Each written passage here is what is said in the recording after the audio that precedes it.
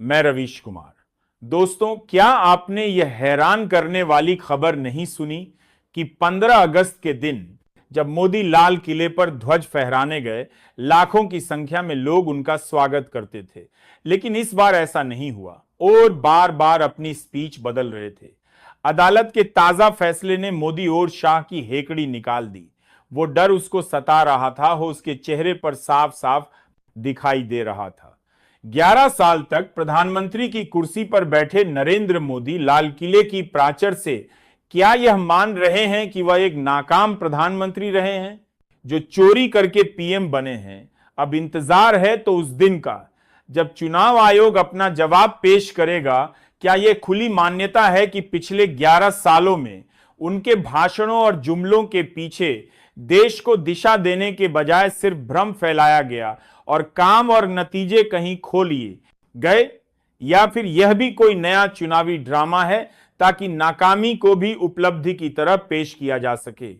पूरी खबर हम आपको इस वीडियो में विस्तार से बताएंगे, लेकिन उससे पहले आपसे एक छोटी सी गुजारिश है कि इस वीडियो को लाइक करें, अपने दोस्तों और परिवार के साथ शेयर करें और कमेंट करके बताएं कि आप यह वीडियो भारत के किस शहर या राज्य से देख रहे हैं। हमेशा की तरह आज भी मैं वादा करता हूं कि पूरे कर्तव्य, निष्ठा और ईमानदारी के साथ देश के सवाल आपके सामने पूरी आजादी से रखूंगा और आपको जागरूक करता रहूंगा।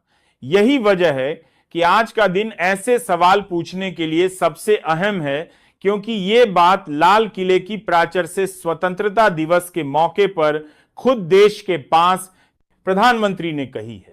दोस्तों, प्रधानमंत्री नरेंद्र मोदी का आज का भाषण लाल किले की प्राचीर से उनके सबसे लंबे भाषणों में से एक था। लेकिन भाषण के अंतिम हिस्से में उन्होंने जो कहा, उसे सुनकर मैं वाकई हैरान रह गया। हो सकता है आपका ध्यान उस पर न गया हो, लेकिन एक पत्रकार के तौर पर मेरा कर्तव्य है कि आपका ध्यान उस ओर दिलाऊं, क्योंकि यह समझना बेहद जरूरी है कि प्रधानमंत्री जिस समस्या की ओर इशारा कर रहे हैं, उसके लिए सवाल सबसे पहले उन्हीं से पूछे जाने चाहिए। प्रधानमंत्री नरेंद्र मोदी ने आज देश के सामने एक गंभीर खतरे की बात कही। उन्होंने कहा कि घुसपैठियों के कारण राष्ट्रीय सुरक्षा को खतरा पैदा हो गया है। उनका कहना था कि यह घुसपैठिए हमारे नौजवानों की रोजी रोटी छीन रहे हैं, हमारी बहन बेटियों को निशाना बना रहे हैं और सीमावर्ती इलाकों की जनसंख्यिकी लगातार बदल रही है।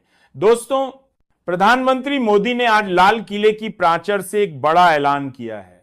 उन्होंने कहा कि उनकी सरकार देश की बदलती डेमोग्राफी को लेकर बेहद चिंतित है और इसके लिए वे हाई पावर डेमोग्राफी मिशन की शुरुआत कर रहे हैं। पीएम का कहना है कि देश की डेमोग्राफी या तो बदल रही है या कोई इसे बदलने की कोशिश कर रहा है। यही वजह है कि वे इसे एक गंभीर साजिश मानते हैं। पीएम मोदी ने लाल किले से साफ कहा, मेरे प्यारे देशवासियों, मैं आज देश के सामने एक चिंता और चुनौती को रखना चाहता हूं। सोची समझी साजिश के तहत देश की डेमोग्राफी को बदला जा रहा है। घुसपैठिए हमारे नौजवानों की रोजी रोटी छीन रहे हैं, हमारी बहन बेटियों को निशाना बना रहे हैं, भोले भाले आदिवासियों को बरगलाकर उनकी जमीनों पर कब्जा कर रहे हैं। यह बर्दाश्त नहीं होगा, यह देश सहन नहीं करेगा। दोस्तों, प्रधानमंत्री जो बात लाल किले से कह रहे हैं, उस पर मुझे 100% भरोसा है। और अगर प्रधानमंत्री इस मुद्दे को इतनी गंभीरता से उठा रहे हैं तो हमें भी इसे गंभीरता से लेना होगा। लेकिन सवाल उठता है, क्या यह बयान प्रधानमंत्री की अपनी सरकार और खासकर गृह मंत्री अमित शाह के पूरे कार्यकाल पर सवाल नहीं खड़ा करता? अगर डेमोग्राफी बदल रही है तो पिछले 10 साल में गृह मंत्रालय क्या कर रहा था? दोस्तों, मैं मानने को तैयार नहीं हूं कि प्रधानमंत्री मोदी लाल किले से कोई रैली वाला भाषण दे रहे थे। उनके पास पूरी रिपोर्ट होगी, तभी उन्होंने यह गंभीर बात कही कि देश के सीमावर्ती इलाकों में डेमोग्राफी बदल रही है। इस हद तक कि भारत सरकार को एक मिशन लॉन्च करना पड़ रहा है। लेकिन सवाल यह है कि नरेंद्र मोदी जब देश के प्रधानमंत्री हैं तो यह अनर्थ कैसे हो गया? यह कैसे हो गया कि सीमावर्ती इलाकों में डेमोग्राफी बदलने का डर देश के प्रधानमंत्री को इस स्तर तक है कि वे लाल किले से मिशन की घोषणा करने को मजबूर हो गए।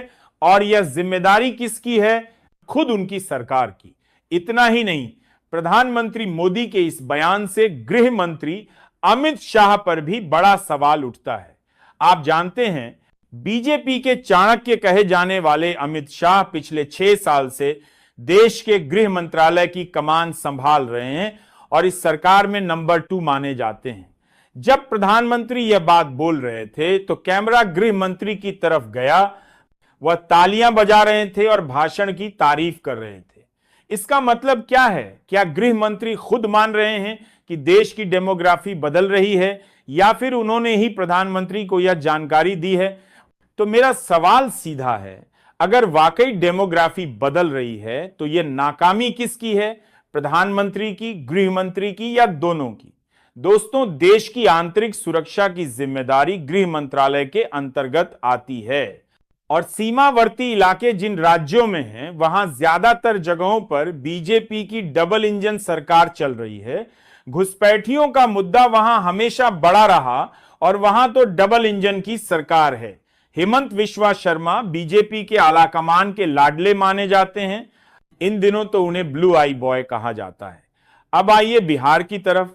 नेपाल से लगी सीमा पर पिछले 20 साल से एनएडीए का शासन रहा है। बीजेपी वहां सत्ता में भागीदार रही है। पहले सुशील कुमार मोदी डिप्टी सीएम रहे, अब दूसरे नेता हैं, लेकिन बीजेपी को सत्ता का पूरा लाभ हमेशा मिला।